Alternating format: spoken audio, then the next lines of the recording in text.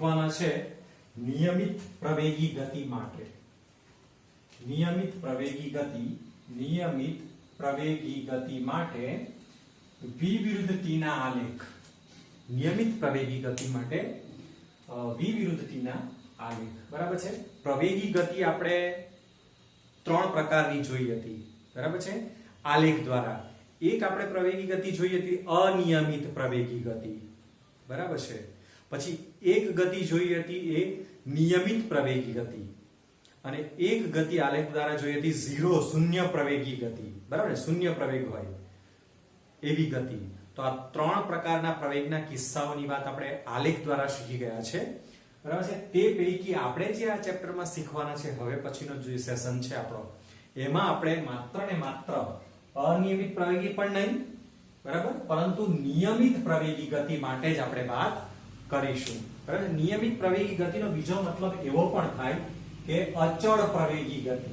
એવી અચળ પ્રવેગી ગતિ એવો મતલબ પણ થાય. એટલે કે જે ગતિની અંદર પ્રવેગનું મૂલ્ય અચળ રહેતું હોય. પ્રવેગનું મૂલ્ય અચળ રહેતું હોય એટલે શું? તો પ્રવેગનું મૂલ્ય અચળ રહેતું એટલે કે વેગમાં જે ફેરફાર થાય છે તે કેવો થાય છે? કોન્સ્ટન્ટ થાય છે ફેરફાર. પ્રવેગ એટલે ફેરફાર તો થાય જ છે વેગમાં, પણ કોન્સ્ટન્ટ ફેરફાર. બરાબર છે. પછી એ ફેરફાર કોન્સ્ટન્ટ વધારો હોઈ શકે કે કોન્સ્ટન્ટ ઘટાડો હોઈ શકે. તો નિયમિત પ્રવેગી ગતિ, બરાબર છે, તો એને માટે આપણે v વિરુદ્ધ t ના કેટલાક આલેખો છે એની આપણે વાત કરવાના છે આપણે. તો સૌથી પહેલો આલેખ જે છે તે અહીંયા હું તમારી આગળ દોરું છું. તો આ એક આલેખ છે v વિરુદ્ધ વેગ વિરુદ્ધ સમય. આ t નો આલેખ છે. ચાલો હવે માનો કે અહીંયા આગળ આપણે લઈએ t = 0. આ જે છે અક્ષ ઉપર એ t = 0 છે અને અહીંયા આગળ વેગની વાત કરીએ તો વેગ પણ અહીંયા આગળ આ એ પોઈન્ટ છે 0 છે. ઓકે.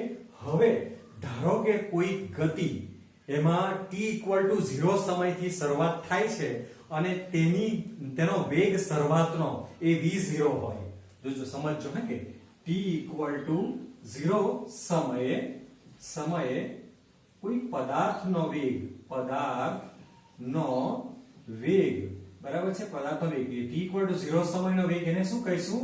પદાર્થનો વેગ એને પ્રારંભિક વેગ પણ કહેવાય. એને શું કહેવાય? પ્રારંભિક વેગ પણ એને કહેવાશે. પ્રારંભિક વેગ, બરાબર છે, = 0 v0 લઈએ આપણે. પદાર્થનો t = 0 સમયે પદાર્થનો વેગ કહેતા કે પ્રારંભિક વેગ v0 જેટલો છે. બરાબર. ચાલો પછી t = t સમયે, બરાબર, સમયે પદાર્થનો વેગ, હવે એને શું કહીશું આપણે? અંતિમ વેગ કહીશું આપણે. તો અંતિમ વેગ બરાબર v છે. ઓકે. તો એને આપણે આલેખમાં કેવી રીતે બતાવી શકીએ તે જોઈએ આપણે. તો એને આલેખમાં આપણે આ રીતે બતાવી શકીશું. આલેખની અંદર તો t = 0 સમય, બરાબર, ત્યારે વેગ v0. એટલે કે માનો કે ચાલો અહીંયા આગળ આ જે વેગ છે, બરાબર, તે મૂલ્ય કેટલું છે? v0. આ એનો પ્રારંભિક વેગ, બરાબર છે. અહીંયા થી t = 0 થી હવે t = t સમય માનો કે તે આટલે છે, બરાબર. t = t સમય એટલે આ t = t સમય અહીંયા, બરાબર છે. આ સમયની વાત કરીએ આપણે. તો ત્યાં આગળ પદાર્થનો અંતિમ વેગ કેટલો છે? v આપેલો છે. તો આપણે એને આ રીતે નિયમિત ગતિની અંદર આપણે એને આ રીતે લખી શકીએ. બરાબર છે. ઓકે. t = t સમય વેગ કેટલો છે? આ t = t સમયે એ વેગ v છે. અહીંયા આગળ વેગ કેટલો છે? v છે. તો વિદ્યાર્થી મિત્રો, આને આપણે કહી શકીશું પ્રારંભિક વેગ અહીંયા આને કહી શકીએ. અને આને જે કહી શકીએ આપણે t = t સમયનો વેગ, એને કહી શકીએ આપણે અંતિમ વેગ. તો વિદ્યાર્થી મિત્રો, અચળ પ્રવેગી ગતિની અંદર વેગ વિરુદ્ધ સમયનો આલેખ, આ રીતે આપણે આપી શકીએ. બરાબર છે. આ રીતે આપણે આપી શકીએ. હવે આ જે છે ગતિ પદાર્થની, આ પદાર્થની ગતિ કેવી છે? તો પદાર્થ ધન વેગ થી ધન દિશામાં ગતિ કરે છે. ગતિ એટલે ગતિ પણ પાછી કેવી? ધન દિશામાં અચળ પ્રવેગથી ગતિ કરે છે. અચળ પ્રવેગી ગતિ કરે છે એવું આ આલેખ પરથી આપણે કહી શકીએ. પદાર્થ ધન વેગ એટલે તે પણ કેવો? ધન એટલે શરૂઆતના વેગથી બને. ધન શરૂઆતના વેગથી એમ કહી શકીએ. શરૂઆતના વેગથી. બરાબર. શરૂઆતનો વેગ કેવો છે? ધન છે. અને ધન દિશાની અંદર એ અચળ પ્રવૃત્તિ ગતિ કરે છે. તો આ ગ્રાફ આપણે એનો કહી શકીએ. ઓકે, ચાલો બીજો નેક્સ્ટ એક આપણે પાછો પણ એક પ્રયોગ આપણે ગ્રાફ જોઈશું.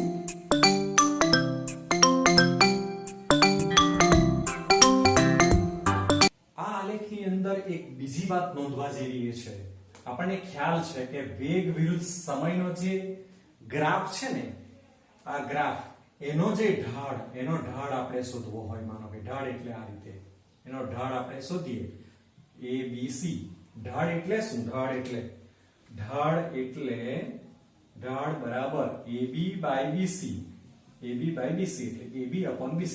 તો એ ઢાળ એનું મૂલ્ય એ શેનું મૂલ્ય આપે છે? વેગ વિરુદ્ધ t ના આલેખના ઢાળનું મૂલ્ય એ શેનું મૂલ્ય આપે છે? પ્રવેગનું મૂલ્ય આપે છે. પ્રવેગનું મૂલ્ય ઢાળ બરાબર આપે છે. ઓકે, તો અહીંયા આપણે જોઈ શકીએ છીએ કે પ્રવેગ જે મળે છે તે મૂલ્ય પણ કેવું મળે છે? અને એ મૂલ્ય પણ ધન મળે છે. મૂલ્ય પોઝિટિવ મળે, એ પણ પોઝિટિવ.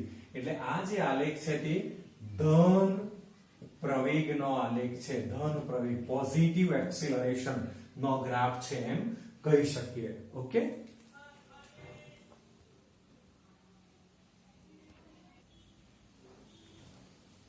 ઓકે, હવે સેકન્ડ ગ્રાફ આપણે જોઈએ v વિરુદ્ધ t નો. બરાબર છે.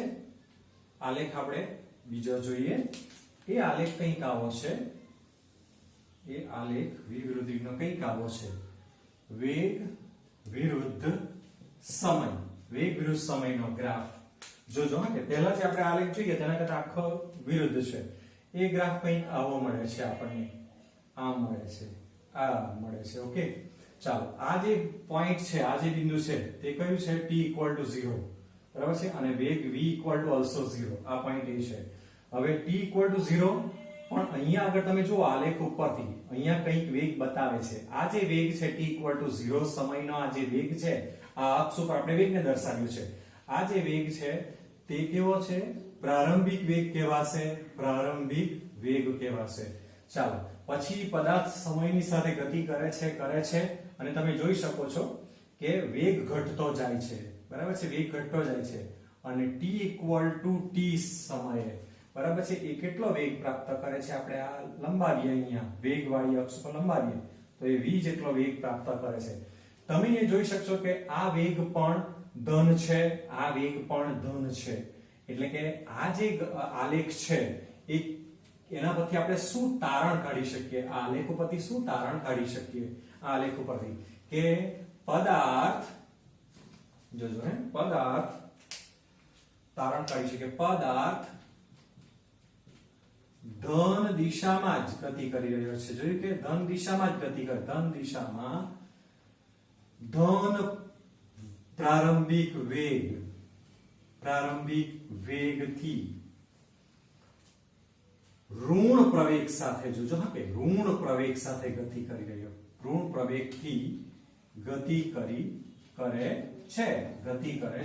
ઋણ પ્રવેગથી એવું કેવી રીતે કહી શકો તમે? તો વિદ્યાર્થી મિત્રો તમને ખબર છે કે તમે આનો ઢાળ જે શોધો ને, આનો ઢાળ, ધારો કે આ ઢાળ આપણે શોધી કાઢીએ, a b અને c, માનો કે આ ઢાળ શોધીએ આપણે, તો એ ઢાળનું જે આલેખનો જે ઢાળ છે આ એનું મૂલ્ય આપણને શેનું મૂલ્ય આપે છે? ઢાળ બરાબર AB by BC, AB upon BC. તો એ મૂલ્ય શેનું આપણને આપે છે? તો એ મૂલ્ય આપશે પ્રવેગનું મૂલ્ય આપશે. પણ અહીંયા આગળ જે મૂલ્ય આપશે, મૂલ્ય એ ઋણ મળશે. મૂલ્ય કેવું મળે આપણને? ઋણ મળે. એ પ્રવેગનું મૂલ્ય એ આપણે ચેક કરી જોઈએ કેવી રીતે પ્રવેગનું મૂલ્ય ઋણ મળે છે તે જુઓ. હવે અહીંયા આગળ વેગ છે, બરાબર. હવે અહીંયા નીચે છે એટલે માનો કે અહીંયા 2 મીટર પર સેકન્ડ વેગ છે.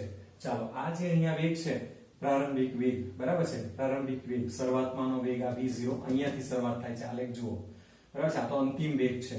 તો આ જે વેગ છે તે વેગ માનો કે 10 મીટર પર સેકન્ડ છે બરાબર છે. ચાલો આ સમયની ક્ષણની વાત કરીએ તો આ t=0 સમય ને આ t= માનો કે 4 સેકન્ડ લઈએ આપણે, t=4 સેકન્ડ લઈ લઈએ બરાબર. તો t=0 સેકન્ડે વેગ 10 મીટર પર સેકન્ડ છે, t=4 સેકન્ડે વેગ 2 મીટર પર સેકન્ડ છે. તો આપણે હવે એને પ્રવેગ શોધીએ તો પ્રવેગ બરાબર જોજો કે પ્રવેગ બરાબર અંતિમ વેગ માઈનસ પ્રારંભિક વેગ છેદમાં સમયગાળો t t0. હવે રીતે શોધી શકીએ પ્રવેગ બરાબર વેગમાં ફેરફાર છેદમાં સમયગાળો. તો તમે જોઈ શકો હવે કે v v0 v કેટલો છે 2 છે માઈનસ v0 અંતિમ વેગ માઈનસ પ્રારંભિક વેગ કરવાનું છે. અંતિમ કેટલો છે 2 છે અને પ્રારંભિક આપણને ખબર છે v0 t=0 સમયનો વેગ આલેખ પરથી તો 10 છે. તો 2 - 10 છેદમાં t t0 t એટલે કેટલા છે 4 છે માઈનસ t0 એટલે 0 છે, t0 એટલે શૂન્ય વેગ, આ t0 કહેવાશે બરાબર. શરૂઆતનો સમય 0 છે 0 સેકન્ડ છે. તો 2 - 10 બરાબર -8 આવશે અને છેદમાં 4 આવશે તો -2 મીટર પર સેકન્ડ સ્ક્વેર પ્રવેગ આવ્યો. જોયું કે તમને? તો આ રીતનો આલેખ જ્યારે હોય વેગ વિરુદ્ધ સમયનો, જોજો હા કે આ રીતનો આલેખ હોય જ્યારે વેગ વિરુદ્ધ સમયનો ત્યારે પ્રવેગનું મૂલ્ય કેવું મળે છે ઋણ મળે છે. કેવું મળે છે? પ્રવેગનું મૂલ્ય ઋણ મળે છે. ગતિ કઈ દિશામાં છે? જુઓ ધન દિશામાં જ ગતિ છે અને ધન પ્રારંભિક વેગથી જ ગતિ કરે છે બરાબર છે. વેગ પ્રારંભિક વેગ પણ ધન જ છે, ધન દિશામાં જ ગતિ કરે છે, પણ પ્રવેગ કેવો મળે છે? ઋણ પ્રવેગ મળે છે, જે આ ઉદાહરણ દ્વારા આપણે જોઈ શકીએ છીએ. Okay, thank you.